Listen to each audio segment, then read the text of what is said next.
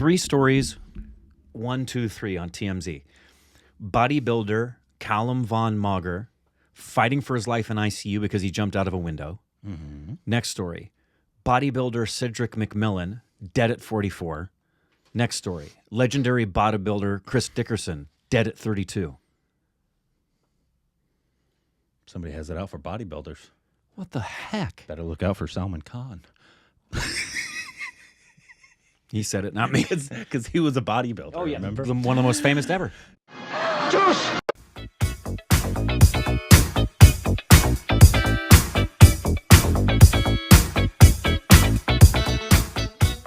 Hey, welcome back to our Stupid Reactions of Corbin. I'm Rick. You can follow us on Instagram, Twitter for more juicy content. Thanks on Patreon. Subscribe if you haven't hit the like button. Today we got this is yeah. This is on Sadhguru's thing. Okay. On his thing, and it's called Save Soil. That didn't sound right, Corbin. No. Save Soil, Our Very Body. I think this is because he has this big thing right now about, I think, climate change, essentially. Yeah. And so he's big, at least to my assumption, that's what it is. Climate change activist kind of thing. And so I think this is a video that he put out about his efforts and all that kind of stuff. Yeah, and that's interesting. If you've seen Interstellar or have not seen Interstellar, that's a primary part of the story is the world in the future, and that climate change not just affects the water, but it does stuff to the soil and makes it impossible to grow some things. Same with Wall-E. Yeah, it's true. It's actually accurate. Yeah, it's actually accurate. Here we go. Imagine the country you live in being hit by less and less fertile soil, making crop growing increasingly difficult. Sandstorm conditions prevail in the Indian capital, and now there are fears of early desertification of the region. Desertification and erosion are both concerns.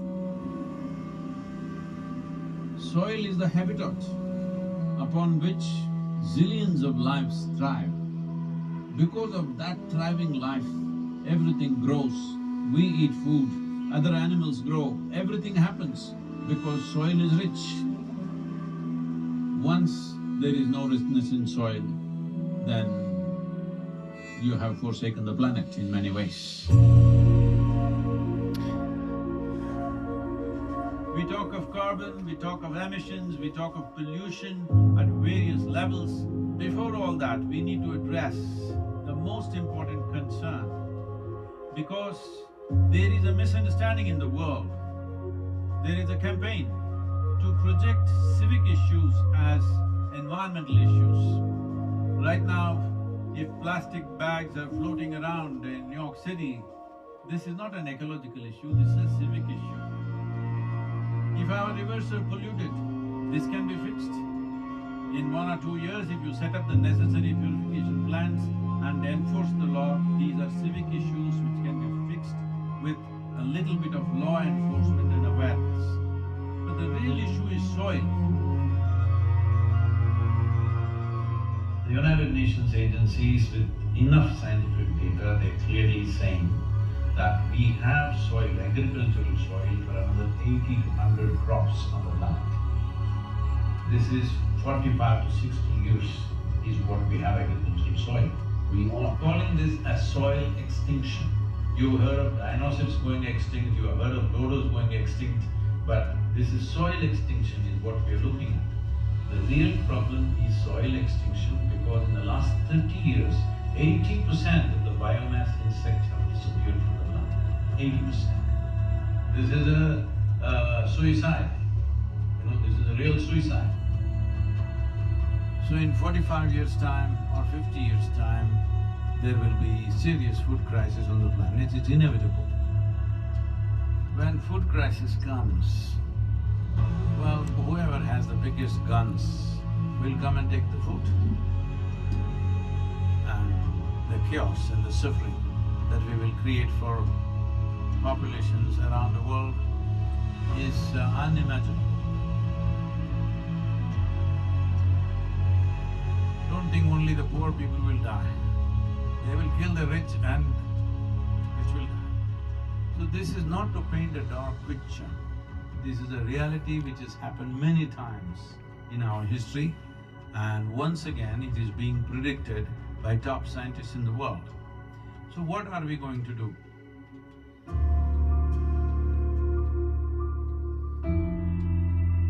Why is soil going away? Where is it going away? See, what is sand becomes soil if you add organic content to it. What is soil becomes sand if you take away all the organic content from it. If you go into a rainforest, the organic content in the soil will be over 70%. In normal agricultural soil, the minimum organic content that has to be there to call soil soil is 3 to 6%. 3% is the most minimum. But today, for example, in India, 62% of India's soil, the organic content is 0.5% or below that. So literally we are on the verge of desertification. This is across the world, this is not in one country. In United States, the way the land has been used in terms of herbicides, weedicides, pesticides, well, we need to understand nearly 82 to 86% of biodiversity is within the first 12 inches of topsoil. When we plow with machines like tractors plow to a depth of 9 to 12 inches and leave it open, this means we are destroying the biodiversity completely. What biodiversity means is, it's the humus in the soil. The word human comes from the word humus. That means this is actually living soil. So it's very, very important that soil becomes the focus, because if you put 1/3 to 40% of the land, especially in the tropical world, under tree shade, your climate change could be easily reversed. Land is getting hot simply because it is plowed or it is paved. Land has to go under vegetation, whatever kind, natural grasses, bushes, trees, whatever, because all these are serving the ecological activity. And we must also understand soil is a very significant carbon sink.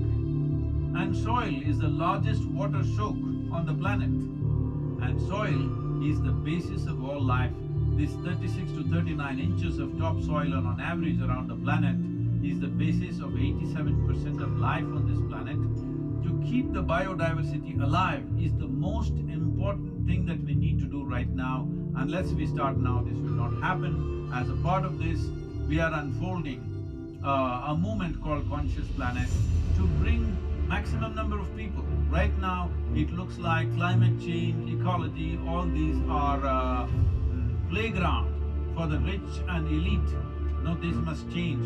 Individual human beings should become conscious about the danger that we are facing. Ecological issues must become election issues, and political parties must give significance to ecological issues in their manifestos. Governments must be elected for their concern for ecological issues. This needs to happen.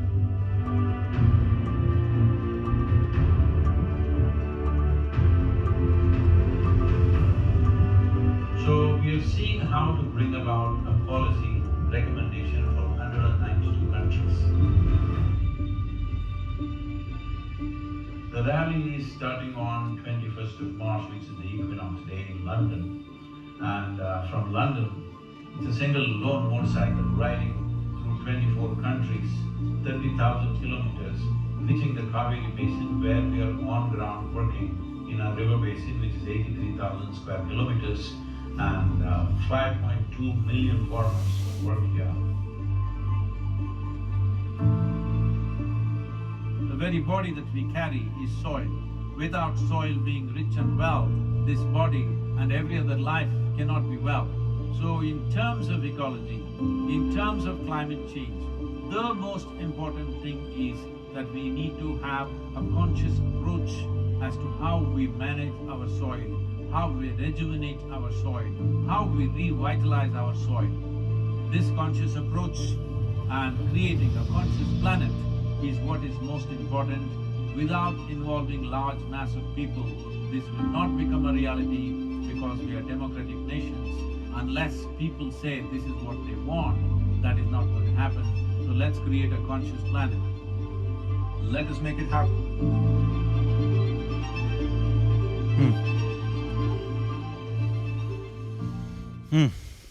You all right over there, Rick? Well, yeah, it's just when I hear on the radio today that a company has surpassed Apple to be the most financially successful company in the world, and it's an oil company, and that in the past quarter, the first quarter of 2022, the profit margins for big oil are the biggest they've ever been, which isn't a surprise because they used the war in Ukraine as a reason to jack up the prices. And so now they've pocketed billions while they poison our planet. Yep. The only issue isn't just that. I'm very thankful for the video, and I think consciousness is the beginning point.